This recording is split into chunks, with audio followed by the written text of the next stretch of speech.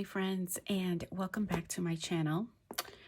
I'm going to try to do this the whole way through without a voiceover. Let's see how we do this. It is late at night. Hopefully the lighting is not too horrible. I'm just going to make some minor adjustments. I am not really used to filming at nighttime, but here's where we are. So for the new year, I am participating in a year-long series, which maybe you've heard of. It's called Through the Rainbow, but it's Through the Rainbow 2.0.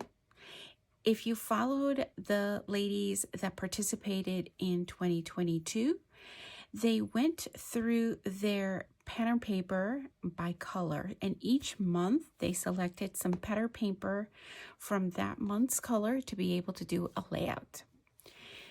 The 2.0 version for 2023, it's going to be a little bit the same, but the only twist is that we're going to deal with the colors and categories that are kind of in between the rainbow colors. So each month it will definitely have a focus. I will make sure to link everyone that's participating in this year-long series with me in the description box. So I urge you to go and check out everybody else's layouts for the month. And for the month of January, we are tasked with creating a multicolor layout with multicolor paper. For myself, I will be posting trying to post all of my Through the Rainbow collaborations on the second week of every month. So you can look forward to that. I do hope that you will join me.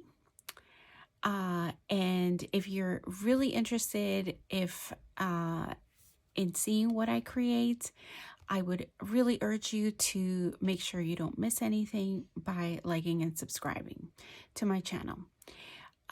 So let me just talk a little bit, and then I am going to go ahead. Each month, I am going to pull whatever category that we're in that particular month, and I am going to do a flip through of everything in this category that I have.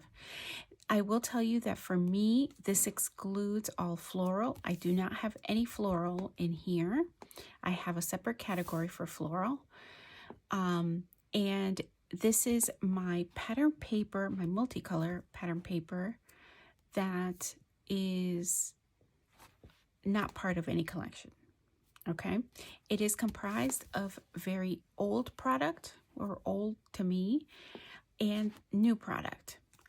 And quite honestly, it probably is comprised of some papers that I just didn't know what to do with. So I may, in the flip through, I may be pulling some things out that I no longer like, and I put those aside, and I do a couple of things with them. If you're interested in kind of knowing a little bit about that, I'll probably talk through that in just a few minutes. And then some other things that I know are in here are some cut aparts. So I just need to maybe section those off somewhere else as well. So let's take a look at these. So this is a cut apart sheet for sure. This is from Simple Stories from We Are Family. So I'm going to set aside the cut aparts. Anything fussy cutting, I'm going to set those aside. All right. This is from a paper pad I don't love, so I'm going to set everything that I don't love to the side. This is an old Amy Tangerine. Again, I don't love anymore.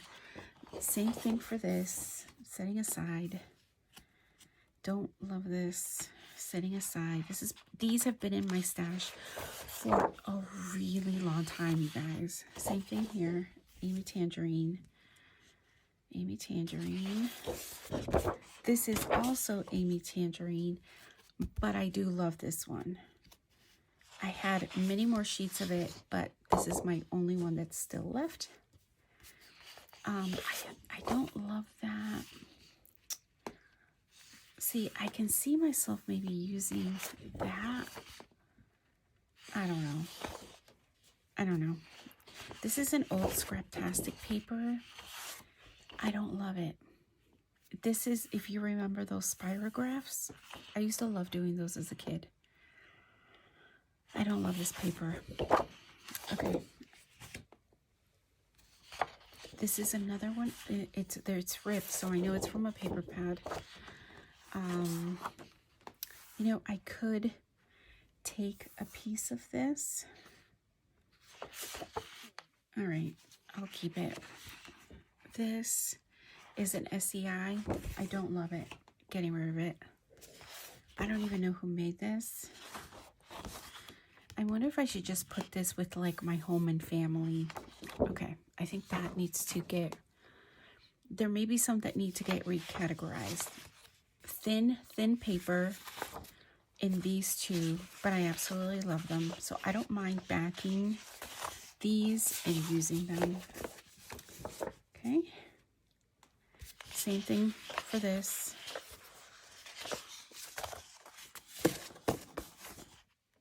Yep. Keeper. I have 2 of these.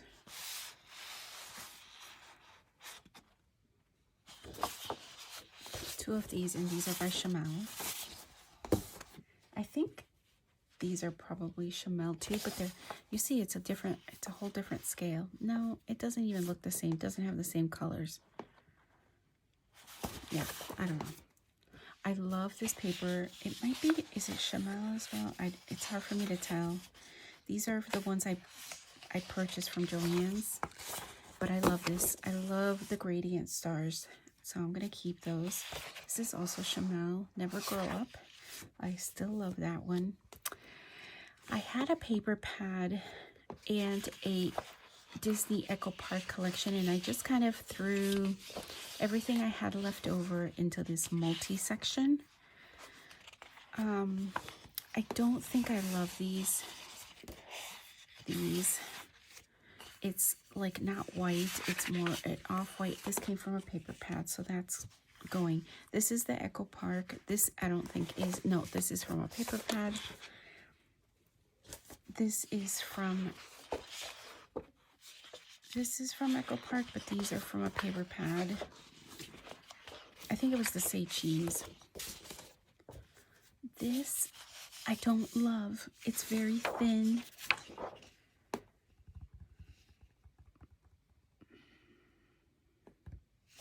I think I can use it maybe for a background, not a background paper, a filler. You know, when you have empty pages, I can use that for a filler. I do like this one. This is an old LE Studios, 2013. This is an old crepe paper. It's seen better days. This is also an old crepe paper. Craft Market 2014. I love this though. This is Maggie Holmes. It's from Carousel. It is from 2017, and quite honestly, I love Maggie Holmes. I love crepe paper, but I just have had that one in my stash for too long. This is Willow Lane. This one is called Melody. This, I don't know how long has been in my stash. 2018, but I really kept it for the music notes. This, I don't know where these are from. I will tell you, I'm good with getting rid of those. I do like this. I've just used one very recently. This is the last one in my stash that I have left. I think I'm going to keep it, but I'm going to get rid of this. All came in the same collection. Those 3 papers. This is Old Amy Tangerine. Look at this. No. Let it go. I do like these for cut-aparts, but will I use them? It's an old My Mind's Eye. Here's Amy Tangerine. I love these. It's a good weight paper. This is from Joann's, and I did buy it for the camera, so I'm gonna put that in my cut apart. This is from the paper pad from Amy Tangerine.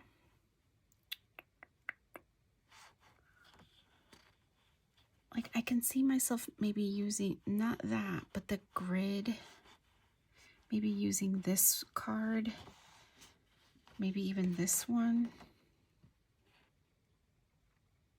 Okay, I'm going to put it in the cut aparts just because I think I'm going to take what I need or want and then get rid of the rest. Same thing with this one. This one I purchased. This is Amy Tangerine. This was also from Joann's. It's newer, 2020, but I got this for the cut aparts, so that's going to go in the cut aparts. This is an old piece of paper. Same thing. I don't even know who makes it. I bought these Chamel papers, two of the same, for the same reason, for the cut aparts. Some of you while I'm watching TV. So these next few papers are newer in my stash. So this is the Vicky Boutin, the print shop. I got Pencil Me In is the name of the paper. I really got it for this. I have two of them. So here's the front and the back. I also got this Paige Evans.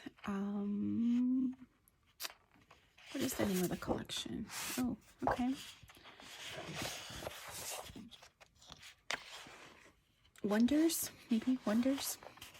I really got it for this side. I got two of these. The other side is purple. This is also for Paige Evans. I got two of these tags. So here's the front and the back. And this is Jen Hadfield reaching out. I only have 3 of these papers, but this is what I'm going to use for my layout, I decided. So I'm going to be using this cut apart here, I think. And then I'm going to use maybe a strip of this so that it kind of will look a little bit like that. I haven't decided on the design quite yet. I do like these strips. I just don't know if they're going to make it on the layout. But these are the 3 papers. This is from 2020 as well. And let me show you the pictures I have chosen. I think I'm going to end up pulling maybe a navy blue background cardstock from my stash. And these are the photos. Let me use the back of these. One of these. So if you can imagine, right, that as part of the layout. And then a slice of this piece of paper as part of the layout. And then I may not use all of these, but we'll see. I have these for 3x4 photos. Put them like this. And this is very appropriate because this is what we were doing back in 2020 when we could not find hand sanitizer for the life of us across many of my family members. So we got together one day and we decided to make our own. Desperate times call for desperate measures. So that's what I'm thinking as of right now. And I do hope that you'll come back. Well, not come back. You'll stay tuned because what will come next will be my actual process. I will probably speed that up and do a voiceover just to kind of show you what I'm doing, or we'll come back to you just showing you the finished product. Not quite sure just yet, but I just wanted to give you guys an overview of the series and also of the layout that I'm kind of planning out right now. So stay tuned and let's see what we do with this one. Okay, friends, so here we are several weeks later. I am filming this now that I am feeling a little better with my shoulder. The range of motion isn't 100%, but it's good enough, right? To finally be able to actually, it's little victories of being able to cut things with my right hand, to be able to um, use an ATG. Like, who would have thought? This is several weeks after my surgery. So anyway, and this voiceover obviously is more current, I will say. Sorry for the shuffling there. So forgive me if I'm a bit rusty. I have not done any voiceovers or anything. That would have been the smart thing to do, is to leave all the voiceovers till when I was recovering, right? But I wasn't supposed to use a computer or a mouse or anything. So I did abide by doctor's orders in that sense. So, yeah, here you see the no sketch this time. I'm just being guided by the papers. I really loved that multicolor at the top, that torn edge. But that quote is relatively large, and so I knew that I wanted to do something a little bit different. But I knew that quote would stick out really, really big. I didn't feel like making a double page layout. I did consider it, but I opted against it. Um, I think that I'm happy with the way that this came out. But you'll see that I tried different options with the different papers I pulled. This is the nice thing about limiting your supplies, is that, oh, time to hydrate. Um, and just playing around with what you have and kind of seeing where, if things are gonna line up. It's relatively large, that block, but I do end up liking how these two papers end up intersecting. I'm just cutting off the white off of here.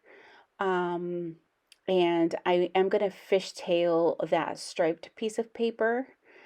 Um, but I'm going to go ahead and I'm going to start setting things down. And yeah, I've gone ahead and I've also, before I forget, I did end up having to trim down the photos just a smidge. You can't really tell, but I did end up cutting them down just a little bit. So here I'm just fussing because I'm like, I'm gonna get this completely crooked. And I've been eyeing everything and it hasn't, I've been doubting myself, and for good reason, because the stuff is going on crooked. So might as well use our tools, right? So here we are. Uh, and I'm just gonna try to either nestle, and then I'm like, I don't really like that. I want a little bit of the pop of navy coming through there so I can see the torn edge.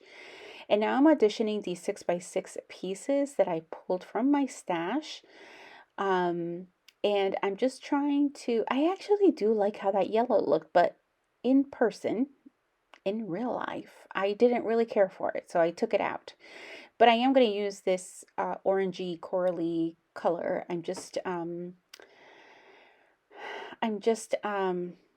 corner punching that, because at this point I don't know how I'm going to use it. I don't know if I'm going to see some of it or only a piece of it. I don't really know. So I did decide on just using just that bit in the corner, So I'm going to end up using that. I am going to end up using some of that yellow. So, but I wanted to save the corally orange just in case I needed it for somewhere else. But I didn't end up using it. I don't like it anywhere else. So except for up there, I do think that I like it there. So I'm just gonna end up trimming off a piece of it. If you could only have seen how long this took me, I'm speeding this up by, I think it's 4 times the normal speed. And I realized that my frustration with these corner punches are real. I um so the corner punches I have found that either it's, I don't know, maybe it's just me, or maybe I'm doing something wrong. But if I find that if I can look on the underside, um, I'm much better able to control where the punches happen, um, so that it actually goes in the way it's supposed to, and I don't have these hanging things that, oh, I don't know. Maybe I'm probably the only one that this happens to, but clearly either the paper I'm trying to punch is not straight, or some other godforsaken reason. I don't know. But I find that it's easier for me. I have a slew of corner punches, but the um the smallness of, and the smallness of the Stampin' Up one that I've been using on this layout is the one that I keep closest to me because it's just easy for me to see the underside. Um, but yeah, so getting back to, if you could have just seen how long this actually took me, I am, as I've probably mentioned before, I do film a lot of my content ahead of time. So yeah, I was heavily distracted. So I ended up having to speed it up a lot more than usual. I've left a lot of the content, or the process, I should say, in. But I did have to cut out some of the parts because I was watching the World Cup. My family, my parents, I should say, my family on my parents' side is heavily into soccer, would be an understatement. So we watched the World Cup, even though um, we really don't. We really don't root for, like, we don't have a preference until we get kind of to the end. Like, we're just kind of enjoying it, right? So here I'm fiddling with different things from, you'll see my color binder there on the side. Um, and I've gone ahead, and you see some of those pieces on the wax paper there. And I'm just auditioning different pieces. I had a couple of ideas, so here I'm just going to go through. So during this time where I have been recovering from surgery, but still, obviously, I have to move the arm, otherwise you get into a lot more, you have more complications, right? If you baby it too much, or you don't do enough stuff with it. If you there's a fine line for everything, right? But doctor's orders, whatever it is. And so I have been quite enjoying organizing my space, even though I knew that sometimes it just hurt too much to sit without my sling, or without some kind of support on my shoulder. I would do things in little batches, but organization was where it was at for me. I ended up organizing um, a few items and areas in my space that I think now will be more efficient. My scraps is one of them. Um, I had I still had a whole bunch of die cuts and things to put away. I'm going to show you here in a second some of the things that I have kind of put into place in my craft room, so that it helps me just be able to use up things that um,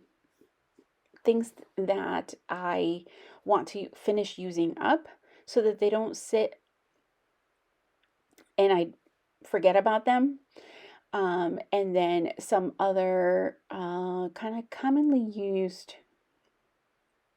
in my say, commonly used things. So I probably will be doing an updated craft room tour because I have changed, since my last craft room tour, I have changed my layout. I have a new desk, and yeah, so I probably will do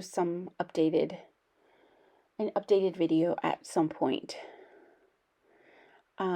So here you see my little go-to, I like to call this my go-to container. So my, um, this has my distress tool.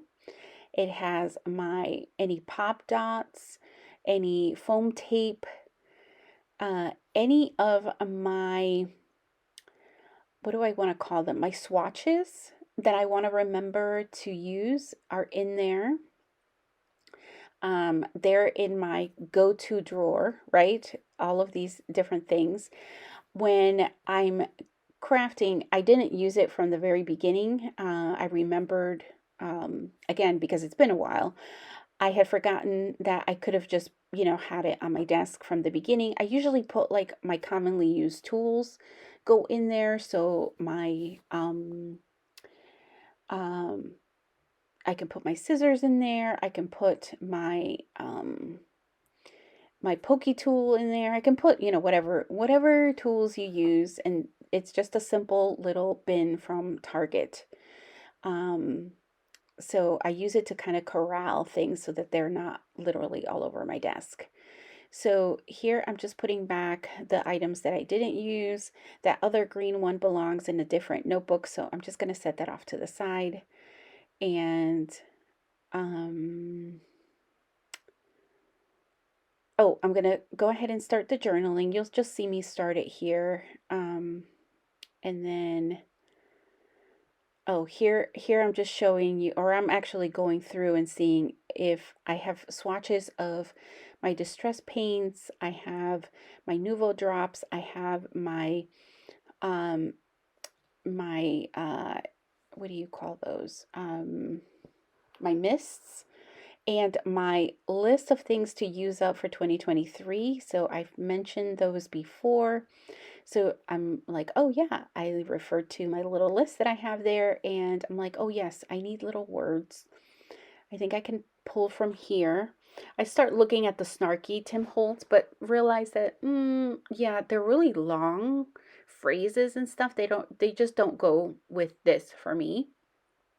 So I'm just looking at the other sticker books here that I have, and then eventually I will bring the other word type stickers. And